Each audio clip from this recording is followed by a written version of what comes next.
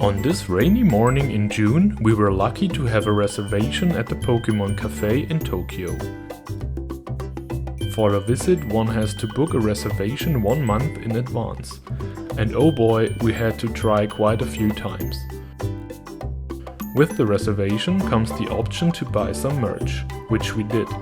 I will tell you what we got and how much it cost in a big haul video. For Japanese standards, the food is quite pricey, but I guess one pays for the brand and not for the taste, although it was quite good.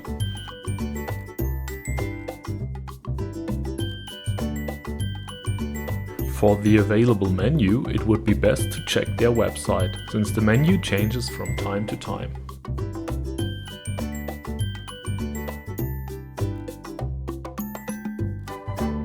After dessert, we felt like having a coffee, which you can order with a Pokemon of your choice. My girlfriend chose Mimikyu and I chose Tyranitar.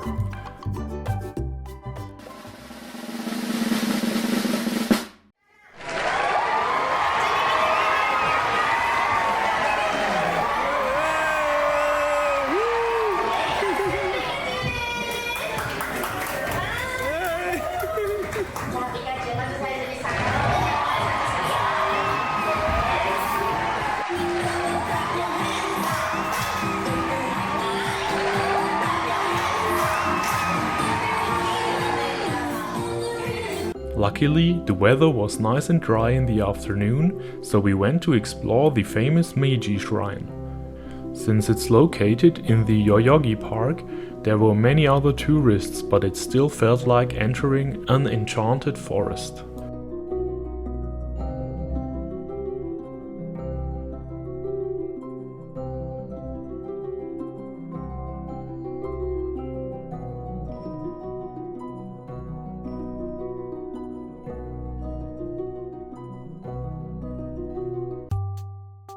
In the evening, we decided to go for the Conveyorbelt sushi experience.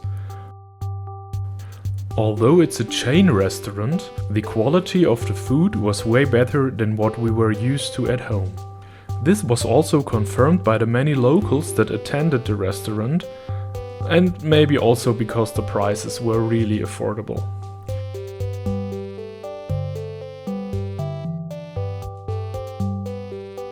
Here you can see my girlfriend's plates versus my tower.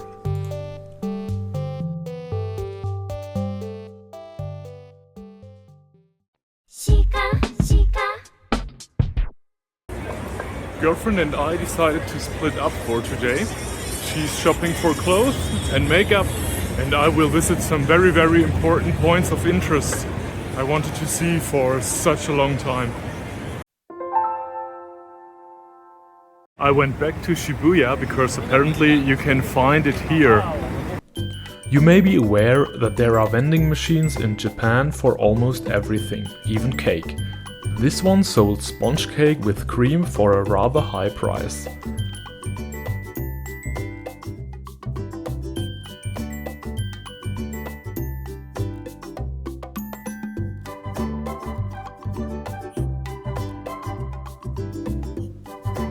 It was nice and all, but I was missing the cake. It's basically just a can of cream.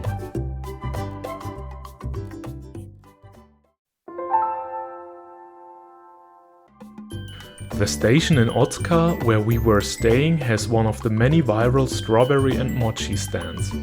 I got one of each and set sail for the Shinjuku station. Before I had to get on a train there, I had a little break outside, next to the giant billboard.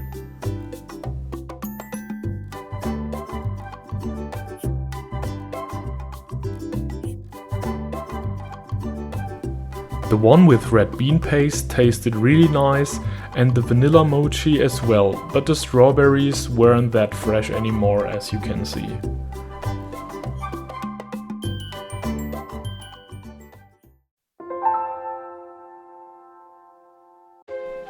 If you haven't seen Your Name already, I highly recommend you do so. If you already have, you may be familiar with this crossing from the end of the movie. If you walk a few more steps, you get to the Suga Shrine, where the famous stairs are located. It's okay, but not a must-see.